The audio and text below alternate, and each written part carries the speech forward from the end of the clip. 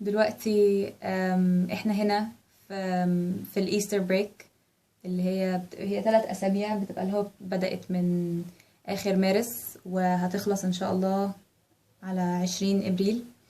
آه انا بس عايزة اتكلم على السنة دي من ناحية التجربة كده كلها، ان انا ازاي اتغيرت من ساعة، يعني ان انا كنت ايه في اول لما جيت هنا في اكتوبر، ودلوقتي انا بقيت عاملة ازاي.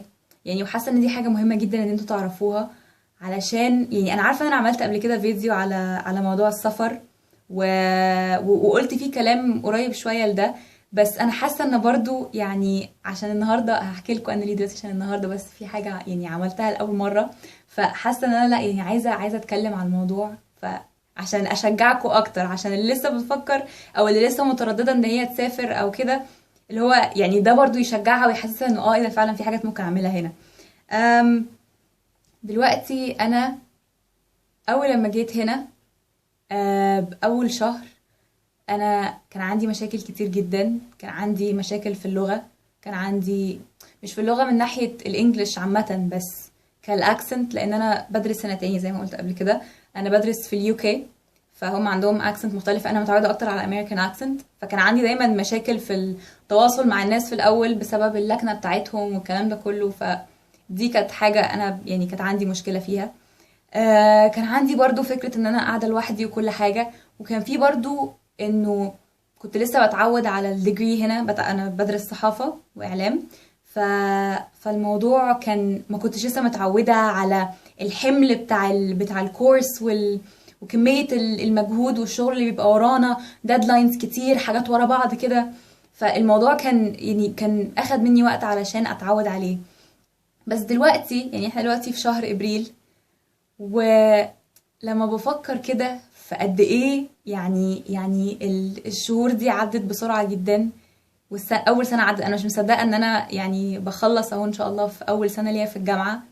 مش مصدقة ان الشهور دي كلها عدت عليا، مش مصدقة ان ان ان الوقت بيعدي بسرعة كده يعني.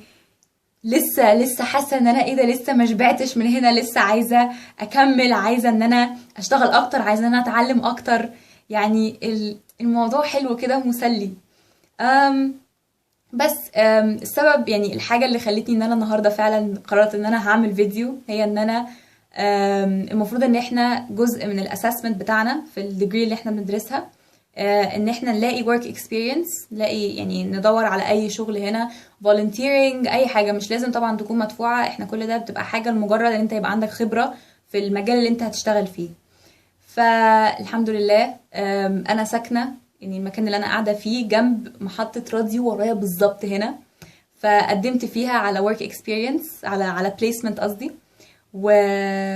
ورحت قبل كده مرتين، بس النهارده كان عندي training، واتعلمت بقى ازاي استعمل الميكسر، وازاي وصوتي اتحكم ازاي في الساوند ليفلز والحاجات دي كلها. فكان الموضوع مسلي جدا ان انا اسمع صوتي كده، تبقى حاجه لايف وبتاع. وطلعت في مثلا دقيقتين ولا حاجه مع حد في البرنامج بتاعه.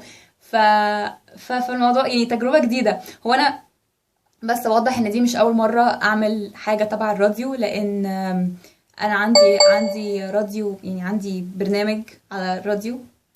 مش على الراديو يعني عامه، بس حاجه تبع الجامعه، اسمه بوينت بلانك راديو. لو انتوا عاوزين تشوفوه هحط اللينك بتاعه في الانفو هنا مع الفيديو برضو لو عاوزين تشوفوه. آه، بس فانا عندي نوعا ما خبرة في الراديو، بس برضو مش درجة، يعني مش لايف، البرنامج بتاعنا مش لايف. والميكسر هنا برضو في المحطة دي هنا مختلف، فكانت حاجة كويسة ان انا بتعلم ان انا اشتغل حاجة تانية. يعني بتعودك اكتر على ان انت بتجرب حاجات مختلفة بس كلها نفس الاساسيات، فدي حاجة برضو كويسة. ف... فبس المهم ان انا يعني كده يعني مش عارفة، يعني احلى حاجة برضو في الكورس بتاعنا ان هو كل حاجة فيه براكتيكال. بنعمل مش عارفة ريبورتس قدام الكاميرا، ومش عارفة نروح لأماكن مختلفة ونراسل والجو ده كله.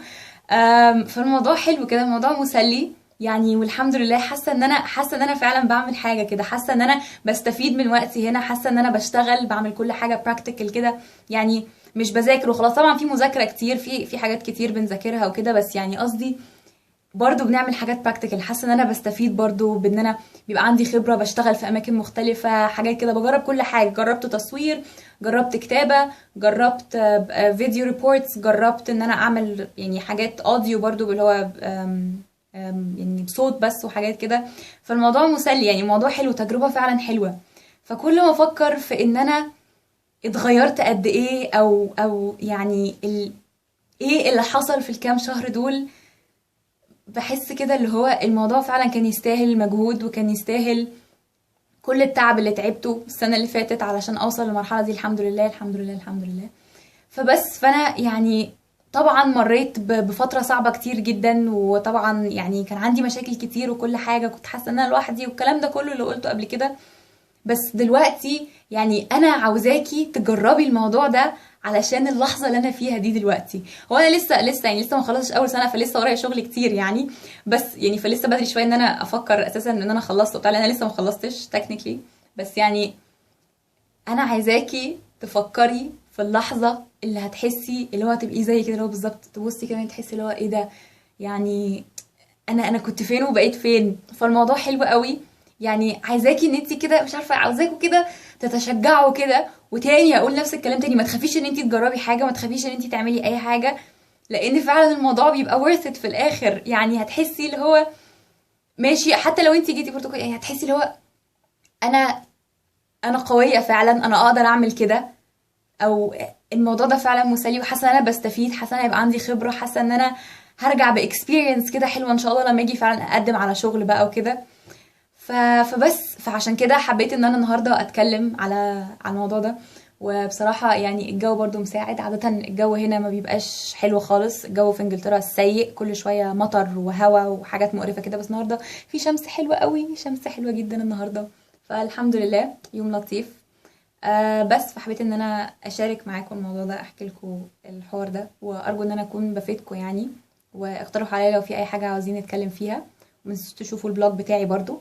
بس اهم حاجه ان انتوا تقترحوا عليا افكار وحاجات نتكلم فيها، علشان هي دي الفكره تاني من الفيديوز دي، ان انا عايزاكم تقولوا لي انتوا محتاجين ان احنا نتكلم في ايه.